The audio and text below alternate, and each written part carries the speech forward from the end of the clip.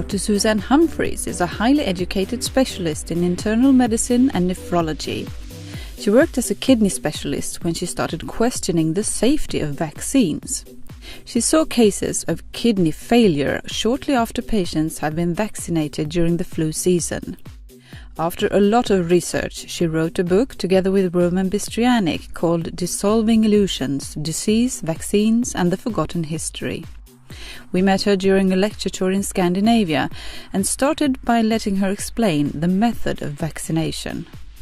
Well, vaccination is an attempt to expose the body to a hopefully benign form of the disease so that the body can respond as if it were infected with the disease without getting sick, and then can hopefully have memory of that infection for the future if it is exposed to the actual natural infection.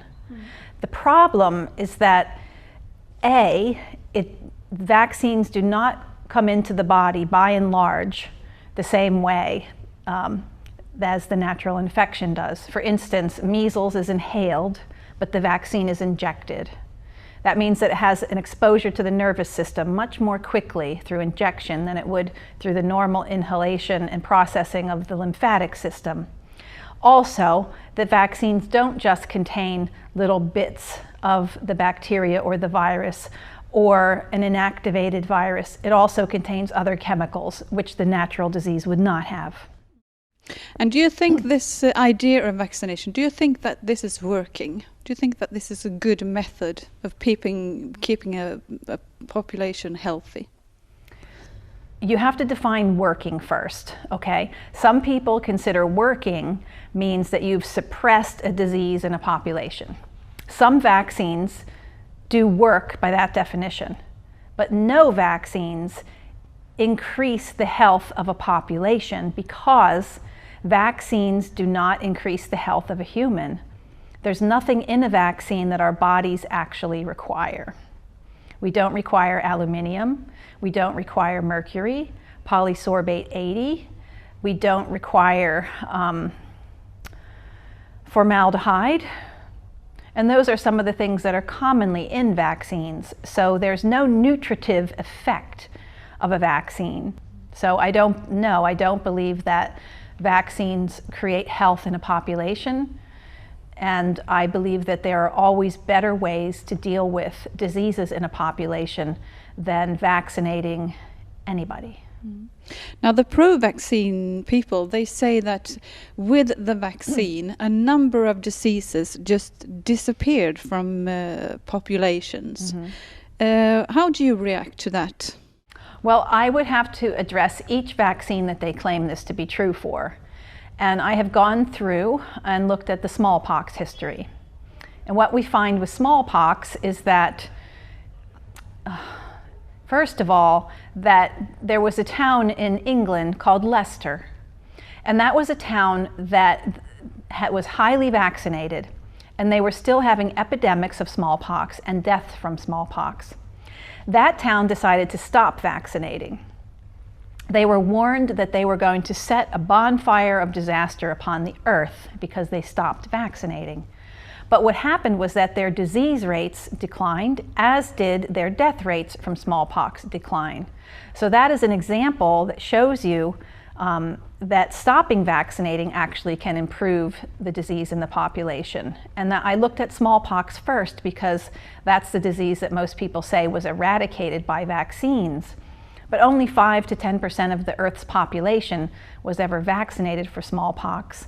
And it was done during a time when there was lots of sanitation occurring, which meant that there were fewer rodents and insects around that were able to carry the disease from person to person. It meant that people's immune systems were improved because of better nutrition and child labor laws. So there were lots of things occurring during this period when smallpox disappeared. However, now, back during the time of smallpox, there was chickenpox, monkeypox, goatpox, horsepox. There were all kinds of pox that looked identical, were very difficult to tell apart. We still have monkeypox on the planet. So many of these pox diseases that we all lumped together because we didn't have genetic testing We still have these diseases. If you look at a person, a victim of monkeypox, it looks just like smallpox. So the question is, did we really eradicate smallpox? And I have my doubts about that.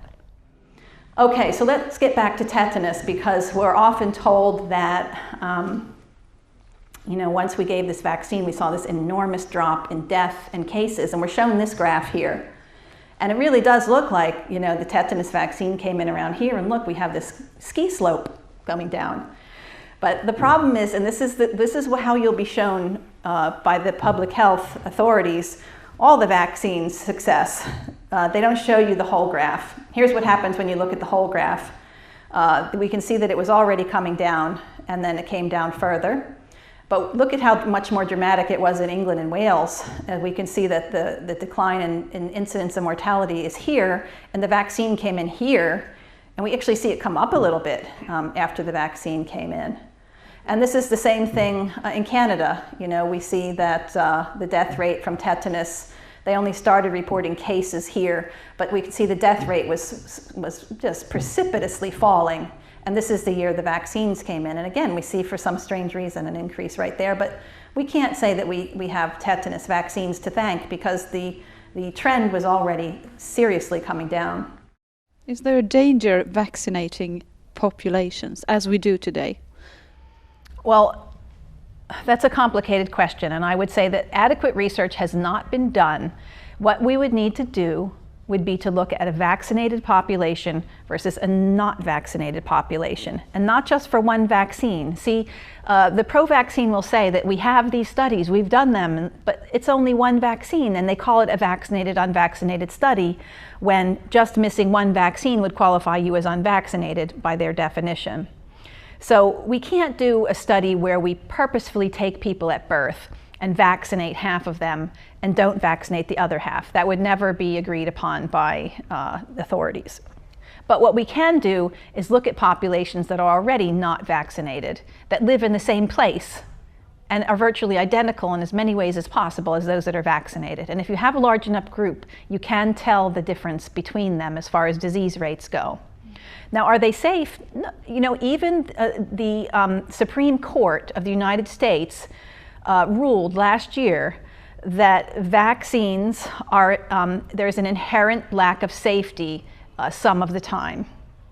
And so, because we know that vaccine adverse events occur, we have a system in place to compensate some of the people that this occurs for.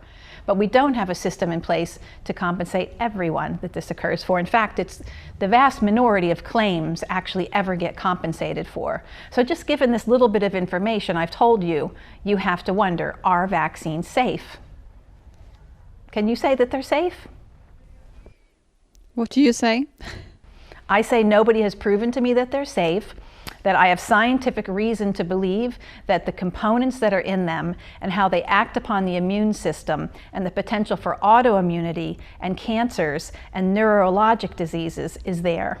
And so I cannot say, guarantee that these vaccines are safe, not even one of them, let alone numerous vaccines in the childhood vaccination program given earlier and earlier and more. And what you might notice, if you've been in the middle of this problem yourself, is that the people who want to vaccinate are often very aggressive, and they don't want you to hear the other side. And that should make a light bulb in your head go off. Why don't they want me to hear the other side? Why don't they think I can actually listen to both and come up with my own decision? See, I will never tell you not to vaccinate, but they will always tell you to vaccinate for everything. That alone, I believe, should be a red flag to you, that I'm saying you listen to everything and then you choose. What you do is your responsibility. And that's not what the people who are supporting this aggressive vaccination campaigns, more and more vaccines all the time to little babies. You told on the lecture, you spoke about methods that authorities use to make people go and vaccinate. Can you talk about that? Well, yes, I can. The methods, I showed you the exact quote from the New York Times from a Center for Disease Control doctor who said, literally, that fear is used in order to stimulate the masses to take vaccines. This has been done for a long time, is that pictures of dying babies, pictures of children with warped limbs from polio, and all kinds of visual material is given out. There's usually a consent form that tells you to consent but doesn't tell you the risks of the vaccine, doesn't tell you that there may be any other way to deal with the disease if it occurs. Influenza is a great example, and we know that with the influenza vaccine that it is not a highly effective vaccine, and even the Cochrane Collaborative Database has said that the hype and the lack of science around that we see in public, in the media, and even in medical journals is not consistent with the science that we have. So there's not only fear, but there's lots of misinformation and suppression, or I should say withholding of information that is known by those of us who have practiced alternative medicine, because we know that nutrition, hand washing, vitamin C, vitamin D, selenium are all things that not only can help with viral infections, but can keep the immune system functioning properly. This is a PowerPoint presentation that comes from Mayo Clinic. This is a very prestigious institution in USA, and this is one of our leading vaccine promoters in USA. And he made a PowerPoint presentation to give to all doctors to help them talk to people who don't want to vaccinate. And I just took out a couple of slides to show you. It was a very long presentation, but he basically is coaching these doctors how to deal with you. They say, don't plan on giving you any printed information. Don't plan on emailing you any links to information. Does that seem a little strange? They're saying not to give you the information. They said, instead, read and remember. Well, that's not happening, I can guarantee you that. This, I think, is the worst, most egregious statement here, which is he's telling them to persuade you rather than inform you. Doctors also are not told the whole truth, and I think that's one of the big problems, is that doctors are not taught about the problems with vaccination that can occur, and some doctors have actually been burned themselves that way. I showed you a slide today with the name of a doctor whose daughter had a serious reaction to human papillomavirus vaccine, and he had no idea beforehand that this was a problem, that this was a potential problem. And I think that every parent has the right to know, even if it's a small percentage of people that this has happened in, they have a right to know about it. And I think the biggest problem I have is that parents aren't given equally weighted information. They're given highly biased information. So that's another technique that's used. I showed you the other slide from the Mayo Clinic, which said to persuade rather than to inform. I also think this is injustice to parents all over the world who are being persuaded rather than informed. And when the authorities tell the people to vaccinate, they are very sure, they seem very sure that this is the right thing to do. But on the other hand, when listening to your lecture, reading your book, they are not, they haven't really studied the whole picture, the subject of vaccination. Well, I don't know what the authorities have actually studied. The authorities and I don't really speak very much. I think that a lot of them actually believe what they're doing, and I think that a lot of doctors have their own fear. They don't want to see their patients develop these diseases, and they really believe that the vaccines will prevent them, and they believe that the vaccines are safe. So I think that a lot of it has to do with kind of a religious belief in vaccination that even the World Health Organization may have. You have been a doctor for a long time, and you have you used to believe in vaccination, and you have even given people vaccination yourself. And after some circumstances, you done your research. How did you feel during the time that you did your research?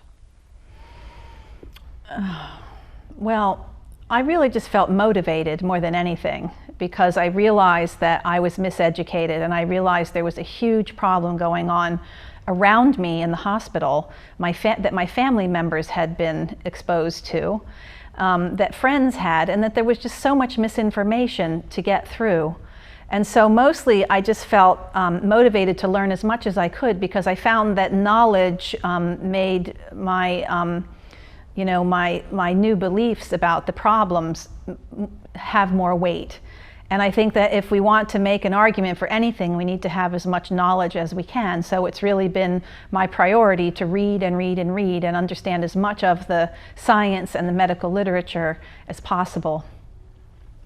But how did you react? Did you feel like betrayed, or because you went from being totally convinced that vaccination is a very good thing to do, to a more skeptical point? Well, I take responsibility for what I've done in my life. And so if somebody made me go to medical school and kept everything away from me, maybe I would feel betrayed. But I chose to go to medical school, and I chose to limit my reading material to the degree that I did. So I didn't feel betrayed. I'm more of somebody who, when I see a problem, I grab it by the horns and I deal with it. And so that's what I did when I started this. What I realized is that it wasn't just the only area in medicine that I had not learned the full spectrum of information. And it wasn't the only area of medicine where the people that were teaching me didn't even understand as much as they needed to understand to make the statements that they were making, that there are other areas. Even treating high blood pressure turned out not to be taught to me the way that I would want to do now that I have read more and understand more about the way the body really works. So if anything, once I understood the problems with vaccination, it had me looking more at other areas of medicine. And I think that's one of the fears that the medical system has, is that if doctors start to see the big crack in one area, that crack will spread to other areas, and they will start to doubt, the way I did, the integrity of the medical system and where the funding is coming into the medical system, and how limited our view and our knowledge has been. And we are told that so many things are quackery, when in fact the things that the medical system calls quackery are what I now see helping the most. And so I think the term quackery really needs to be redefined, because in the time that I have become a quack, myself and my patients have become healthier than they ever were at the time when I was not a quack. Now, you said yourself that even if you go abroad to different countries known for diseases and such, you wouldn't take any vaccine at all. Why? Because I take really good care of my immune system and my body, and I believe that it's always a gamble, right? So you have to pick which side you're going to run with, and you have to believe in it and do it. Okay, so if you're going to believe in vaccines, then you need to believe in it and do it. I don't believe in vaccines. I don't even believe a little bit in vaccines. I believe that they can do more harm to me that I may never be able to make up for. And I know that I am capable, my immune system is capable of handling diseases, and that I can enhance my immune system, that I can give my immune system the nutrients that it needs, that I can avoid the circumstances and situations that would expose me to different diseases. So that is my approach, and insofar as taking the odds, to me, me personally, the odds are in not vaccinating and having some wisdom about how these diseases occur, and doing what I can to A, not contract it, and B, be ready if I do contract it to deal with whatever happens.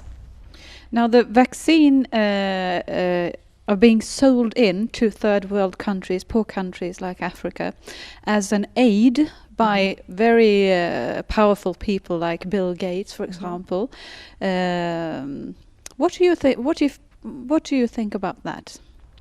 Well, I read this week that it would only cost $30 billion to end world hunger. And as Roman and I showed in our book, was that nutrition was one of the biggest reasons for the problems in the susceptibility and the death rates for diseases. Other problems included lack of hygiene and inadequate water supplies, clean water supplies. So what I believe is that Bill Gates and the billionaires of the world could really get together, much the way that the wealthy did in the UK and USA. It was the wealthy that did most of these changes. is that they could get together and they could not only end world hunger, but they could be planting sustainable gardens, and that they could be enhancing the water supply. Now, they do a little of that, but I think they could do enough of it that the third world could change as far as disease susceptibility to the degree that ours is, and that the vaccines would then become perceptibly not necessary.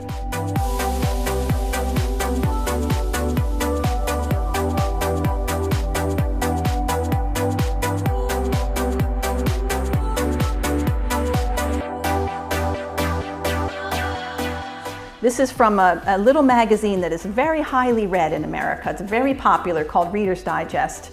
And Kathleen Sebelius is our Secretary of Health and Human Services, a very high-level position in government. And she said that there are groups out there, like me, who say that vaccines are responsible for problems. And they say that we have reached out to the media to try to get the media not to give me my view or equal weight.